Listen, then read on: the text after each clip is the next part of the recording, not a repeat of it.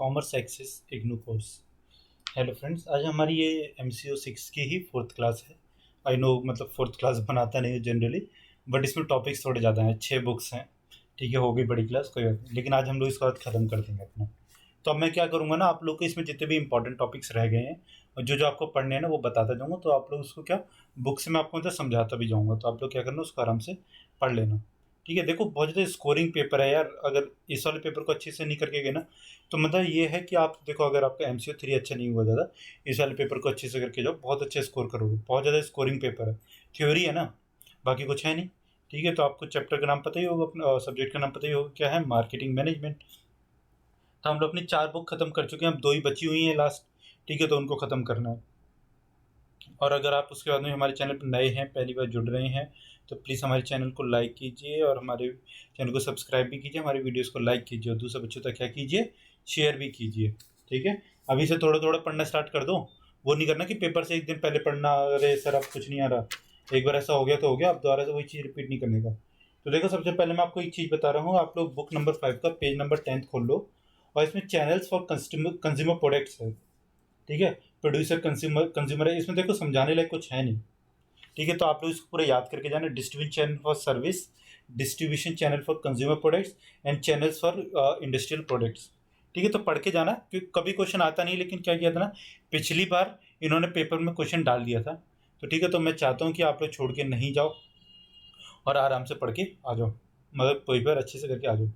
और बाकी कुछ ज़्यादा हार्ड चीज़ें हैं नहीं इस वाले सब्जेक्ट, इस वाली बुक्स में, तो आप लोग को एक एक करके बताता जाऊँगा क्या क्या होगा।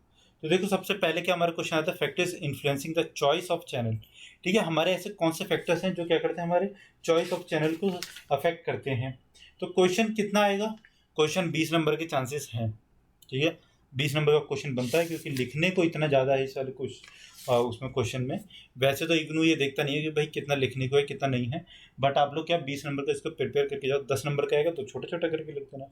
तो देखो, सबसे पहले हमारा आता है मार्केट कंसिडरेशन, फिर आता है हमारा प्रोडक्ट कंसिडरेशन, फिर क्या आता है हमारा मिडलमैन कंसिडरेशन, फिर आता है हमारा कंपनी कंसिडरेशन। तो देखो, प्रोडक्ट कंसिडरेशन में हम लोग क्या क्या चीज़ें ध्यान में रखेंगे, पर्शियबिलिटी। तो इसका मतलब ये होता है भाई, फर्शेबिलिटी का मतलब ये होता है कि चीज़ें कितनी जल्दी ख़राब हो सकती हैं। आपका दूध है, दूध जल्दी ख़राब हो सकता है, तो आप लोग क्या करोगे, उसको जल्दी से जल्दी, मतलब जैसे कि विद इन अ डे ही उसको ख़त्म करने की या फिर पहुँचाने की अपने कस्टमर तक कोशिश करोगे। फिर क्या आता है, बल्कीनेस। तो देखो कि अगर आपका प्रोडक्ट बल्क है, ठीक है, हैवी प्रोडक्ट है, जैसे कि हमारे सीमेंट मशीनरी वगैरह हो गया, तो हम लोग उसको क्या करेंगे, उसमें हैंडलिंग कॉस्ट ज़्यादा होती है, तो इसके लिए फिर हमको अपना एक चैनल को चूज़ करना पड़ेगा। ठीक है, फिर हमारा क्या था, technical nature of the product. तो technical nature of the product का मतलब क्या है, कि कुछ प्रोडक्ट ऐसे होते हैं भाई जो लॉन्ग ड्यूरेशन के लिए होते हैं, और कुछ ऐसे कैसे होते हैं जो हमारे शॉर्ट ड्यूरेशन के लिए होते हैं। ठीक है, कुछ को क्या होता है कि हैंडलिंग करनी पड़ती है, और कुछ की हैंडलिंग नहीं भी करोगे तो ऐसे उठा उठा के फेंक दिया, जैसे कपड़े पड़े हो गए, कपड़े जो गट्ठर्स में बन के आते हैं, तो क्या किया था, ऐसे उठा उठा के फेंक दिए, आपको मतलब उसमें चढ़ा दिया ट्रेन में, फिर वहाँ से उतारा फिर चढ़ा दिया। ऐसे कोई कांच का प्रोडक्ट हुआ, तो कांच का प्रोडक्ट में क्या होगा कि आपने उसको फेंक दिया तो वो तो टूट गया, वो तो खत्म। तो हमको ये चीज़ ध्यान रखनी पड़ेगी। फिर प्रोडक्ट की वैल्यू, ठीक है, ये भी एक इंपॉर्टेंट चीज़ है। फिर हमारा क्या आता है, मार्केट कंसिडरेशन।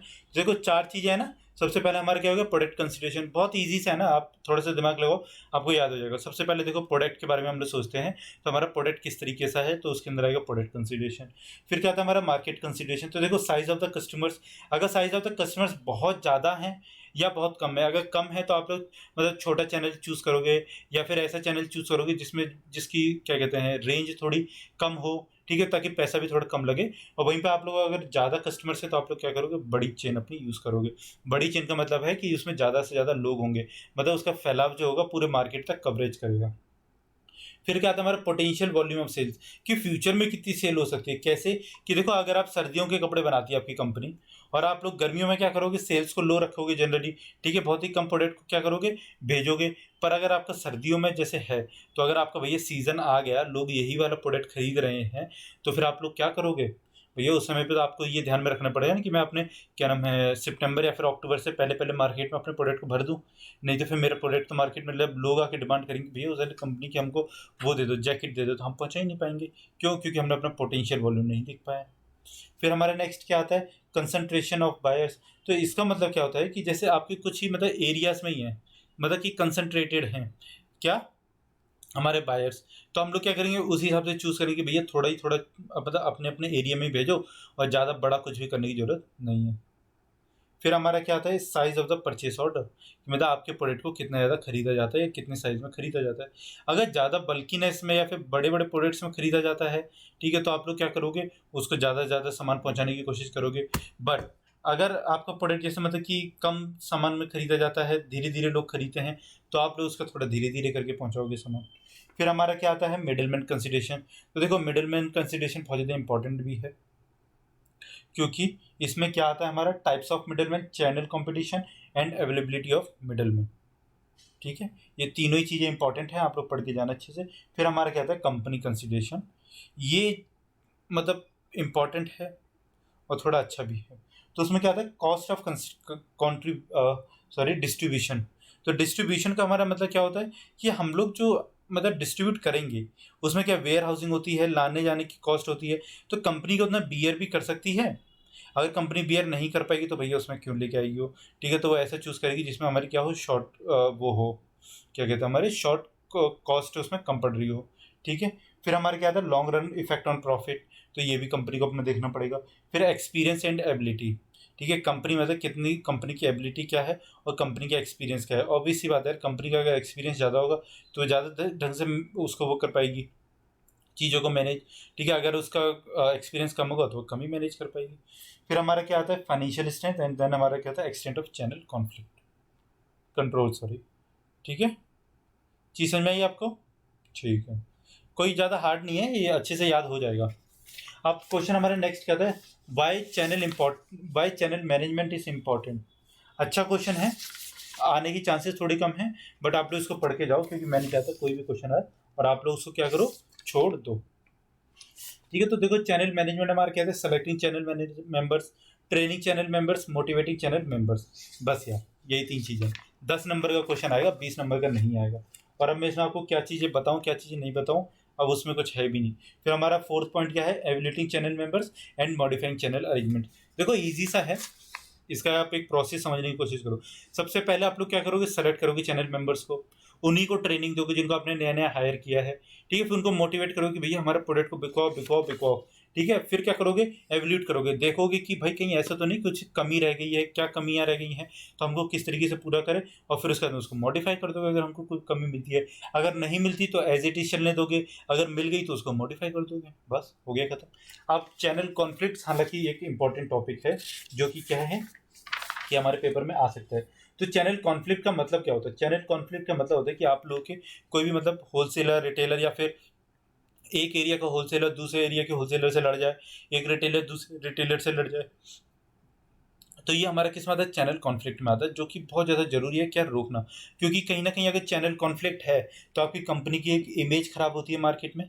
ठीक है, और आप लोग क्या करते हो, आप लोग मतलब कि मार्केट में भैया फेल ही हो जाओगे ना जब आपके मतलब आप कॉम्पिटिटर से नहीं अपने ही लोगों अगर आपके लड़ने लग गए, तो फिर आप मार्केट में प्रोडक्ट कैसे बिकवा पाओगे। ठीक है, चलो अब इसमें क्या कहते हैं कि एक वर्टिकल होता है और एक क्या होता है हॉरिजॉन्टल। वर्टिकल का मतलब क्या होता है कि जब डिफरेंट चैनल होता है अगर हमारे उसका कॉन्फ्लिक्ट का, ठीक है, तो वो वर्टिकल होता है। हॉरिजॉन्टल का मतलब क्या होता है कि जब सेम चैनल पे ही सेम जगह पे ही क्या हो जाए लड़ाई हो जाए सेम लेवल पे ही। ठीक है, ये हमारे क्या होता है हॉरिजॉन्टल। फिर हमारा मल्टी चैनल कॉन्फ्लिक्ट से होता है जिसमें मतलब काफ़ी ज़्यादा चैनल्स होंगे हमारे एक साथ क्या करें एक दूसरे से भिड़ जाए। अब देखो कॉजेस ऑफ चैनल कॉन्फ्लिक्ट क्या होता है, एक तो हो सकता है कि कॉजेस तो वैसे इतना ज़्यादा इंपॉर्टेंट नहीं है, ठीक है, लेकिन आप लोग ये पढ़ सकते हो। ठीक है, चलो आगे चले अपना रोल ऑफ मिडलमैन।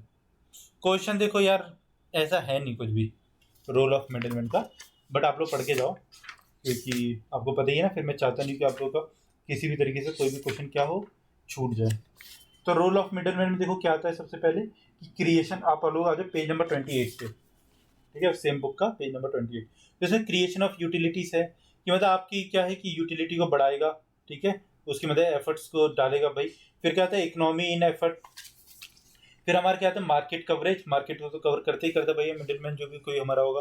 फिर provide local convenience to customers, ये बिल्कुल सही बात है कि मतलब अगर आपका मतलब मानो कि मिडिलमैन ही नहीं है तो वो सामान को पहुंचाएगा कैसे। और जब आपका कोई भी प्रोडक्ट खरीदने के लिए गया और उसने देखा कि मार्केट में तो आपका प्रोडक्ट मिल ही नहीं रहा, तो फिर वो क्या करेगा, निराश होकर आ जाएगा और अगली बार जाके पूछेगा ही नहीं। ठीक है, जब पूछेगा ही नहीं तो भैया आपका प्रोडक्ट बिकेगा कैसे।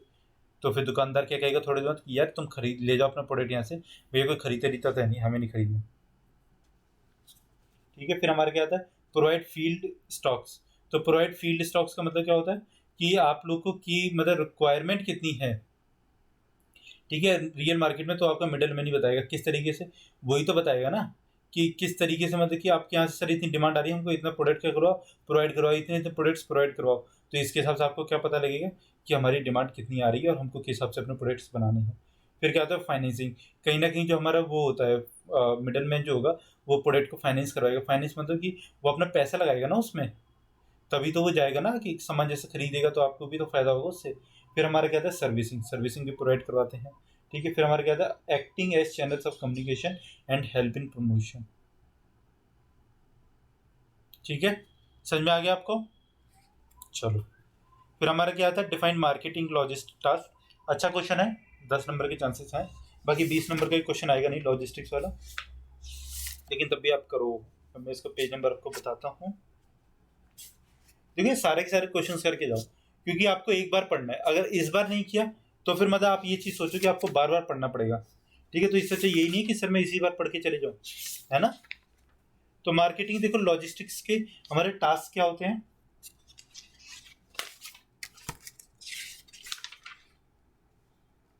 एक होता है सबसे पहले ऑर्डर प्रोसेसिंग। ठीक है, फिर क्या आता है हमारा वेयर हाउसिंग आता है, इन्वेंट्री कंट्रोल आता है, ट्रांसपोर्टेशन आता है। ठीक है, फिर क्या आता है हमारा इंफॉर्मेशन मॉनिटरिंग आता है। तो ये हमारे क्या रहते हैं, उसके टास्क रहते हैं। एक और चीज़ इंपॉर्टेंट है आपकी क्या, मार्केटिंग लॉजिस्टिक अप्रोचेस भी आपको पढ़नी है, जो टोटल सिस्टम अप्रोच है, और एक क्या होती है हमारी टोटल कॉस्ट अप्रोच। ठीक है, टोटल सिस्टम अप्रोच में क्या इंक्लूड किया जाता है, इसमें इंक्लूड किया जाता है कि आप लोगों को मतलब कि पूरा पूरा इस सिस्टम को पढ़ा जाएगा। ठीक है, उसके अंदर देखा जाएगा कि हमारा सिस्टम किस तरीके से चल रहा है, ये हमारा किस में आएगा सिस्टम में। और वहीं पे जो हमारा कॉस्ट अप्रोच होता है ना, इसके अंदर मतलब कॉस्ट वाइज डिवाइड किया जाता है सिस्टम को, ताकि आप लोग को ये पता लगे आपका खर्चा कहाँ कहाँ पे हो रहा है, कितना कितना हो रहा है, और कंपनी उसी हिसाब से क्या करती है, मैनेज करती है। What are the functions of marketing communication, question अच्छा है। ठीक है, आने के चांसेस बिल्कुल ही लो हैं। आप लोग चाहते हो चलो क्वेश्चन को क्या कर सकते हो, स्किप कर सकते हो, बट अगर आपको मतलब 100% स्कोर करना है तो आप लोग इसको पढ़ के जाना। अगर आ गया बाई चांस तो फिर आप लोग क्या करोगे, इसको कर दोगे। तो हमारे बुक नंबर 6 का क्वेश्चन है, ठीक है, कम्युनिकेशन का। तो इसमें क्या होता है देखो, फंक्शंस ऑफ मार्केटिंग कम्युनिकेशन ही हम लोग इसमें लिख के आएंगे। 10 नंबर का क्वेश्चन आने की चांसेस हैं, 20 नंबर का आएगा बड़ी मुश्किल से। तो इसमें क्या होता है हमारा, देखो 20 नंबर के क्वेश्चन मैं ऊपर करवा चुका हूँ। ठीक है, ये मत कहना कि सर ये तो आप सब 10-10 नंबर के बता रहे हो, 20 नंबर के ऊपर करवा चुका हूँ। शॉर्ट नोट्स वाले क्वेश्चन बचते हैं लास्ट में। अब देखो काम क्या होता है भाई मार्केट कम्युनिकेशन का, प्रोवाइडिंग इन्फॉर्मेशन परसिस्टेंट। इसका काम क्या होता है, to convey the customers the relevant and persistent information. ठीक है, अपने कस्टमर को क्या करना, रिलेवेंट इन्फॉर्मेशन प्रोवाइड करवाना, सो दैट कि उनको पता लगे कि हाँ भैया मार्केट में कहीं ना कहीं एक नया तरीके का प्रोडक्ट है जो कि कोई कंपनी बना के बेच रही है, तो हमको खरीदना चाहिए, एटलीस्ट ट्राई तो करना ही देना चाहिए। ठीक है, फिर क्या आता है हमारे next topic, providing information about a new brand और ब्रांड एक्सटेंशन। अगर उसी कंपनी ने अपना कोई भी ब्रांड एक्सटेंशन किया है तो वो भी आप क्या प्रोवाइड करवा सकते हो उसको। फिर हमारे क्या आता है building and maintaining brand loyalty among customers. ठीक है, तो हमारे कस्टमर्स में क्या करना, ब्रांड लॉयल्टी को प्रमोट करना। अब देखो, अब नेक्स्ट वाले क्वेश्चन पर अपने चले। तो नेक्स्ट में कितने 3 और क्वेश्चन है, बस खत्म पूरा ये वाला सब्जेक्ट। देखो सब्जेक्ट बहुत ज़्यादा अच्छा सब्जेक्ट है यार, इससे मतलब इजी सब्जेक्ट मिलेगा नहीं आप लोगों को, मैं बताता हूँ। तो आप लोग इसमें क्या करना, अच्छे से पढ़ के जाना, सो दैट कि आप लोग को क्या रहे कि ये देखो अभी ये हमारा क्वेश्चन है जो, तो बजटिंग मेथड्स, ये वो वाला बजटिंग नहीं है जो हमारे उसमें है, क्या कहते हैं मैनेजरियल अकाउंटिंग में है। ये हमारा प्रमोशन बजटिंग मेथड्स है एक्चुअली। तो प्रमोशन रह गया, कोई बात नहीं, आप लोग समझ जाना। तो आप लोग इसका ना पेज नंबर 22 खोल लो। तो देखो इसमें दो तरीके की टॉप डाउन अप्रोच है और एक दूसरी है हमारी, वो अभी देखते हैं आगे। तो टॉप डाउन अप्रोच में देखो क्या होता है, सबसे पहले अफोर्डेबल मेथड, कि कंपनी कितना अफोर्ड कर सकती है। ठीक है, कंपनी बहुत ही सिंपल सा मेथड है कि भैया हम 10,000 करोड़ रुपए 10,000 रुपये लगा सकते हैं अपनी एडवर्टीजमेंट पे, तो बस हम उतना लगाएंगे, हमें और किसी चीज़ से कोई मतलब नहीं। फिर हमारा क्या था, परसेंटेज ऑफ सेल्स मेथड। इसमें क्या होता है कि कंपनी देखती है भैया कि सेल्स कितनी हो रही है। ठीक है, अगर सेल्स मतलब मानो कि 100 करोड़ की हुई कंपनी की, तो उसमें से लगभग मतलब कि कहेगी कि 10% हम लोग इसमें से अपना बजटिंग के लिए रखेंगे। मुझे ये लगता है कि ये ना मेथड एक अच्छा मेथड है, क्योंकि आप लोग को मतलब जितना आपको जहाँ से फ़ायदा हो आप वहाँ पे क्या करो, उतना ही प्रोवाइड करवाओ। फिर हमारा क्या आता है, यूनिट ऑफ सेल्स मेथड। इसका मतलब ये होता है कि आप लोग अपने उसको कंपनी में मतलब कि आपके कितने प्रोडक्ट्स बेच रहे हैं, आप उसके हिसाब से उसके मतलब एक एक उसके हिसाब से अपने सेल्स यूनिट के हिसाब से क्या करोगे, उसको प्रोवाइड करवाओगे। फिर हमारा क्या आता है, कॉम्पिटिटिव पैरिटी मेथड। इसका मतलब ये होता है कि आपकी जो मार्केट में मतलब आप लोग के जो वो होते हैं ना, क्या कहते हैं हम लोग उसको, कॉम्पिटिटर्स वगैरह। ठीक है, उसके हिसाब से कि वो लोग कितना खर्च कर रहे हैं, फिर हम लोग भी उसी हिसाब से खर्च करेंगे। अब देखो दूसरा हमारा मेथड क्या था, बिल्डअप अप्रोचेस। तो बिल्डअप अप्रोचेस में क्या था हमारा, सबसे पहले ऑब्जेक्टिव एंड टास्क मेथड। तो ऑब्जेक्टिव एंड टास्क मेथड हमारा क्या कहता है कि आप लोग को मतलब कुछ अपने ऑब्जेक्टिव सेट करो इस तरीके से। ठीक है, जैसे इसमें ना stabilising communication objectives to be accomplished और डिटरमाइनिंग द स्पेसिफिक स्ट्रेटेजीज। फिर क्या था हमारा, estimate the cost associated with performance of the strategies, फिर रीएवल्यूएट ऑब्जेक्टिव्स। बस यही होता है हमारा, खत्म। लो यार, दो चीज़ें पढ़नी है इसमें आपको, और इसमें ये कितना 10 नंबर के 20 नंबर के क्वेश्चन भी आ गया तो भी आप लोग इसको बड़े आराम से कर दोगे। हो गया, चलो। फिर हमारा क्या था, qualities of a good salesman. ये क्वेश्चन हालांकि मैं चाहता नहीं कि आप लोग पढ़ के जाओ, बट आप लोग पढ़ लो, क्योंकि अगर आ गया पेपर में तो आप इसको कर देना। तो देखो इसमें बहुत सारी क्वालिटीज़ हैं, 38 पेज नंबर आप लोग खोलो, फिलिप कॉटलर ने मतलब बहुत सारी दे रखी है। तो क्या कहते हैं, ability to estimate customers need and desires, ambition होना चाहिए, अपीयरेंस होनी चाहिए, बिजनेस सेंस होनी चाहिए, कर्टेसी होनी चाहिए, ठीक है, क्रिएटिवनेस होनी चाहिए, एंथुजिज्म होना चाहिए, फ्लेक्सिबिलिटी होनी चाहिए, फ्रेंडलीनेस होनी चाहिए, हैंड राइटिंग अच्छी होनी चाहिए भैया, हेल्थ अच्छी होनी चाहिए, इंटीग्रिटी होनी चाहिए, मेंटल एबिलिटीज होनी चाहिए, लॉयल्टी होनी चाहिए, बहुत सारी है। 10 नंबर का क्वेश्चन अगर आया तो आएगा, तो आप लोग इसमें सब कुछ मतलब भर देना, कोई दिक्कत नहीं आएगी, और बिल्कुल मतलब आराम से आपको 10 नंबर मिल जाएंगे। 10 नंबर का क्वेश्चन आएगा ना, आप लोग कितने पेज मतलब कितने पॉइंट्स लिख के आना है इसमें, 2 पेजेस लिखने हैं आगे पीछे के। ठीक है, और उसमें आपका कितने पॉइंट्स हो जाएंगे इसमें, 10 पॉइंट हो जाएंगे। और ये आप लोगों को पता ही है, गुड सेल्समैन के लिए हमको क्या क्या चीज़ चाहिए, बहुत ही ऑब्वियस सी बात है। अब हाँ, हालांकि ये क्वेश्चन इंपॉर्टेंट है हमारा, डिफरेंस बिटवीन एडवर्टाइजिंग एंड हमारा पब्लिसिटी। ठीक है, अच्छा क्वेश्चन है, आप लोग इसको पढ़ के जाना, क्योंकि ये क्वेश्चन आने के चांसेस होते हैं। तो आपसे डिफरेंस पूछ लेगा 10 नंबर का क्वेश्चन, या फिर किसी क्वेश्चन के साथ में 12 नंबर का आपके सामने क्या करेगा, चिपक के आ जाएगा। ठीक है, तो आप लोग पेज नंबर इसके लिए 72 खोल लो जल्दी से। तो देखो क्या होता क्या है, मैं आपको एक मीनिंग बता दूं, मतलब एक छोटा सा एग्जांपल बता दूं। तो क्या होता है, एडवर्टीजमेंट जो आप टीवी पे देखते हो वो एडवर्टीजमेंट होता है। अगर जैसे टेस्ला के ओनर है, ठीक है, अगर टेस्ला इंडिया में लॉन्च करना चाहता है अपनी गाड़ी को, तो देखो दिन भर ट्वीट करेगा, इंडिया की चीज़ों को लाइक कर देगा, एकदम से कुछ भी मतलब ऐसी हरकतें कर देगा कि हम लोग ट्विटर पे देखेंगे, अरे भाई टेस्ला का ओनर, टेस्ला का ओनर ये कर रहा है, टेस्ला का ओनर वो कर रहा है। ये सब क्या है, ये एडवर्टीजमेंट नहीं है, ये उसकी पब्लिसिटी है, कि मतलब जो पेड फॉर्म में नहीं हो। ठीक है, जो किसी इंटरव्यू के थ्रू मिली हो, या फिर किसके थ्रू मिली हो, कोई भी हमारे आर्टिकल किसी ने हमारे न्यूज़पेपर में, हमारे दोस्त ने हमारे बारे में कुछ लिख दिया, ठीक है, तो ये हमको उसके थ्रू मिलता है। फिर हमारा एडवर्टीजमेंट क्या होता है, एडवर्टीजमेंट हमेशा क्या होता है, पेड होता है। ठीक है, इस चीज़ को हमेशा ध्यान रखना। और एडवर्टीजमेंट करवाया जाता है, पब्लिसिटी करवाई नहीं जाती, पब्लिसिटी खुद ही होती है। बताऊँ अब इसके में डिफरेंस देखो, the sponsoring organisation has to pay for media. ठीक है, ये एडवर्टीजमेंट में है। पब्लिसिटी में क्या होता है, since the message is designed and printed by media, the company does not have to pay for it. ठीक है, स्पॉन्सर एडवर्टीजमेंट का हमेशा स्पॉन्सरशिप पता लगेगी कि फैना ही लेना, पब्लिसिटी में कभी स्पॉन्सरशिप मतलब आइडेंटिफाइड नहीं होती है। ठीक है, वो कोई बोलेगा नहीं वहाँ पे आपको कि भैया हमारी कंपनी है, हमारी कंपनी है, हमारी कंपनी है। वो आप लोगों को क्या खुद ही पता लगेगा, हाँ भैया ये उस वाली कंपनी का प्रोडक्ट है। फिर हमारा क्या आता है कि कंटेंट, तो आप कंपनी क्या करेगी, एडवर्टीजमेंट में तो सोचा समझा सा कंटेंट लेके आएगी। ठीक है, वहीं पे पब्लिसिटी में क्या होगा, कोई मतलब कि कंटेंट की कोई सोचा समझा कुछ नहीं होगा, जो कुछ भी पूछा जाएगा इंटरव्यू में उसके हिसाब से जवाब देगा। और इसमें देखो क्या होता है ना, कई बार लोग मतलब कि रिलाई किस पे करेंगे ज़्यादा, आप मुझे बताया एडवर्टीजमेंट या पब्लिसिटी पे, पब्लिसिटी पे, क्योंकि कंटेंट क्या है खुद ही निकल के आ रहा है। फिर हमारा क्या था शेड्यूल, ठीक है। तो हमारा हमेशा जो एडवर्टीजमेंट है वो कैसे शेड्यूल किया जाता है, वहीं पे हमारा पब्लिसिटी को शेड्यूल नहीं किया जाता, वो कैसे आता है, बस मतलब चल रहा है कि हाँ भैया आज आएगा कल आएगा, इस तरीके से। अब हमारा क्या आता है फिर इंटेंट। अब देखो मैसेज क्या आएगा कि इसमें एडवर्टीजमेंट में हमारा कि मतलब कि हमेशा ये कोशिश की जाती है कि भाई साहब जो हमारा कंटेंट जो है वो फेवरेबल रहे, ठीक है, हम लोग आगे उसको लेके मतलब कि हमको प्रॉफिट हो।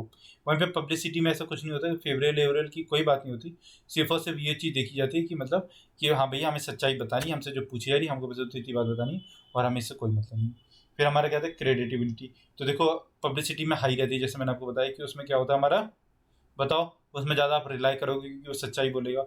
और दूसरा हमारा क्या आता है लो टू मॉडरेट, ठीक है। तो उसमें क्या रहता है, कई बार लोगों को कम मतलब भरोसा होता है कि भैया पब्लिश एडवर्टीजमेंट है, मतलब कि लोगों को पता ही होगा कि ये फेक है, फर्जी है, या फिर मतलब ऐसा है कि खुद पैसे दे के करवा रहे, तो हम क्यों इस पर भरोसा करें। समझ में आ गया आपको ये सब कुछ? चलो अपनी सारी क्लास को खत्म करें और MCO 6 को भी। अब हम लोग नेक्स्ट अपना टॉपिक MCO 5 या फिर 7 में से मैं देखता हूँ कल क्या चीज़ स्टार्ट करनी है। MCO 5 जहाँ तक प्रोबेबली है कि वही स्टार्ट करूँगा, क्योंकि न्यूमेरिकल्स है ना, तो न्यूमेरिकल्स आराम से आपको पढ़ा दूंगा, तो आप लोग भी आराम से पढ़ लेना, ठीक है। बाकी अगर आप हमारे चैनल पर नए हैं, पहली बार इस वीडियो के साथ में जुड़ रहे हैं और आपको लगता है कि हमारा कंटेंट वाकई में अच्छा है, तो आप हमारे चैनल को सब्सक्राइब कीजिए और हमारी वीडियोस को लाइक कीजिए, दूसरे बच्चों तक शेयर कीजिए, अपने ग्रुप्स तक। बताइए कॉमर्स एक्सिस आप लोग के लिए कितना अच्छा एक कंटेंट प्रोवाइड करवा रहा है, और आप लोग इसको पढ़ के जाओगे 100% आपको मिलेगा इसमें से। आप चाहो तो MCO 3 का क्वेश्चन पेपर भी अपने उससे हमारे मतलब वीडियो से कंपेयर कर सकते हो, आप लोग को उसमें कंटेंट मिल जाएगा। जो हमने पढ़ाया था, जो हमने बोला था कि ये इंपॉर्टेंट टॉपिक्स आपको पढ़ के जाने हैं, तो उसमें से टॉपिक आए हैं। एटलीस्ट 4 से 5 मतलब 4 क्वेश्चन तो उसमें हिट किए ही किए हैं डायरेक्टली, ठीक है। बाकी क्वेश्चन भी इनडायरेक्ट से तो आपको पता होंगे। तो बाकी चलो मिलते हैं अपनी कल नेक्स्ट वीडियो के साथ में। Thank you so much for watching this video.